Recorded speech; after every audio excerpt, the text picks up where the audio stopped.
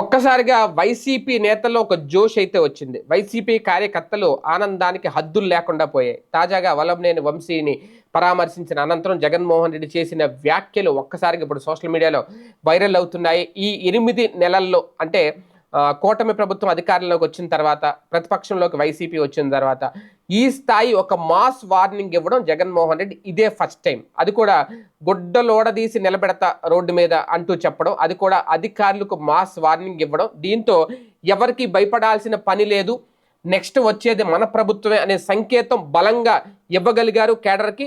అలాగే కేడర్ చేజారిపోతున్న వేళ ఈ మాస్ వార్నింగ్తో మళ్ళీ ఒక్కసారిగా ఊపు తీసుకొచ్చారు, వాళ్ళలో జోష్ తీసుకొచ్చారు. అంటే జగన్మోహన్ రెడ్డి పవర్ ఇంకా అలాగే ఉంది అనేది. కాకపోతే ఇన్ని రోజులు సైలెంట్గా ఉన్నాము, ఇక్కడి నుంచి అయితే మాత్రం తగ్గేది లేదు అనేది. ఇప్పటికే కేసులు పెరిగిపోతున్న నేపథ్యంలో వైసీపీ కేడర్ మీద ఏదో రకమైన కేసులు పెట్టి లోపల పెడుతున్న నేపథ్యంలో తాజాగా మొన్న విజయసాయిరెడ్డి గారు ఒత్తిడికి రాజీనామా చేశారు, కేంద్రం ఒత్తిడికి అని ప్రచారం జరిగింది. అలాగే ఇప్పుడు వలంనేని వంశీని కూడా అరెస్ట్ చేసి లోపల వేసి ఎవరిని విడిచిపెట్టడం, రెడ్ బుక్లో ఉన్న వాళ్ళని సంకేతం ఇస్తుంటే దేనికి తలగ్గాల్సిన అవసరం లేదు, మళ్ళీ తమ ప్రభుత్వం అధికారంలోకి వస్తే ఎవరిని విడిచిపెట్టము అంటూ తాజాగా అక్కడ జైలు బయట మాట్లాడిన మాటల్లో జగన్మోహన్ రెడ్డి గారు ఇచ్చిన ఒక సంకేతం, అలాగే ఒక సందేశం కూడా క్యాడర్కి ఒక బలమైన ఊపు తెచ్చింది వైసీపీకి అనేది. కాకపోతే ఇది ఎంతవరకు కూటమి నాయకుల్లో, తెలుగుదేశం పార్టీ నాయకుల్లో వణుకు పుట్టించేలా ఉంది